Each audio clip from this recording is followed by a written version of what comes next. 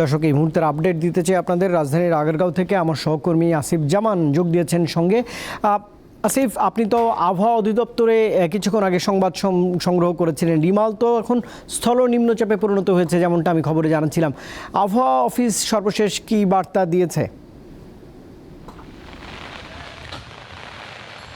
রুবাইদ, মূলত সকালে যে ঘূর্ণিঝড়টি বাংলাদেশের উপকূলে আঘাত এনেছে সেটি সেই সময়ে কিন্তু 111 কিলোমিটার গতিবেগ, অর্থাৎ ঘন্টায় গতিবেগ ছিল 111 কিলোমিটার। পরবর্তীতে সেটি গভীর নিম্নচাপ হয়ে যশোর এলাকায় অবস্থান নিয়েছে এবং সেই গভীর নিম্নচাপের প্রভাবে কিন্তু সারা দেশেই বৃষ্টিপাত হচ্ছে দিনভর, এবং এই বৃষ্টিপাত কিন্তু আজকে রাত অবধি অব্যাহত থাকবে। আগামীকাল দুপুর পর্যন্ত এই বৃষ্টিপাত কিছুটা কমবে বলে আবহাওয়া অধিদপ্তরের পক্ষ থেকে জানানো হয়েছে।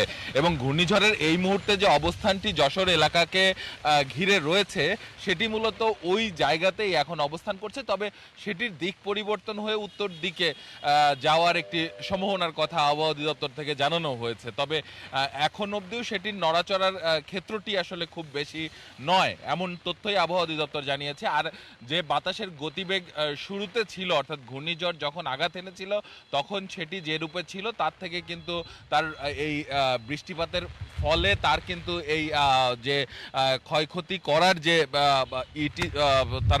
ইটি ছিল সেটি কিন্তু কমে গেছে। অর্থাৎ বৃষ্টিপাতের কারণে কিন্তু ঘূর্ণিঝড়টি দুর্বল হয়ে পড়েছে এবং দুর্বল হওয়ার কারণেই কিন্তু এই দিনভর বৃষ্টিপাত। আমি এই মুহূর্তে রাজধানীর আগারগাঁ যে অংশে আছি এখানে প্রচণ্ড ঝোড়ো বাতাস রয়েছে এবং বৃষ্টিপাত হচ্ছে, যে কারণে কিন্তু এখন অবধি কিন্তু এই বাতাসের বেগকে আবহাওয়া অধিদপ্তর ঝড় বলছে না। তারা যেটি বলছেন যে স্থলভাগে এই মুহূর্তে ঝড়ের প্রভাবটি নেই, তবে স্থানীয় যে নদী বন্দরগুলো রয়েছে তাকে 2 নম্বর সতর্কতা সংকেত দেখাতে বলা হয়েছে। একই সঙ্গে বাংলাদেশের যতগুলো সমুদ্র বন্দর রয়েছে তাদেরকেও 3 নম্বর সতর্কতা সংকেত দেখিয়ে যেতে বলা হয়েছে।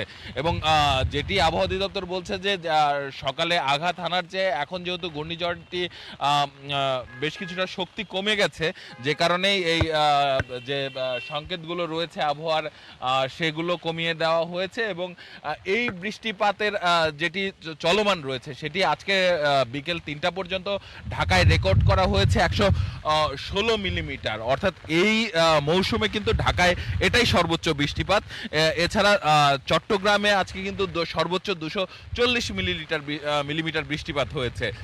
এটিকেও আবহাওয়া অধিদপ্তর বলছেন যে এই মৌসুমে এটাই সর্বোচ্চ। এবং এই বৃষ্টিপাতটি আসলে আজকে রাতে এখন যেরকম চলমান রয়েছে সেটি রাত অবধি থাকবে এবং আগামীকাল দুপুর নাগাদ সেটি আসলে একেবারে থেমে যাওয়ার একটি সম্ভাবনা রয়েছে। রুবায়েত, আসিফ জামান রাজধানী থেকে যোগ দিয়েছিলেন। যেমনটা তিনি জানাচ্ছেন যে ঢাকায় প্রায় 120 মিলিমিটারের কাছাকাছি বৃষ্টিপাত হয়েছে।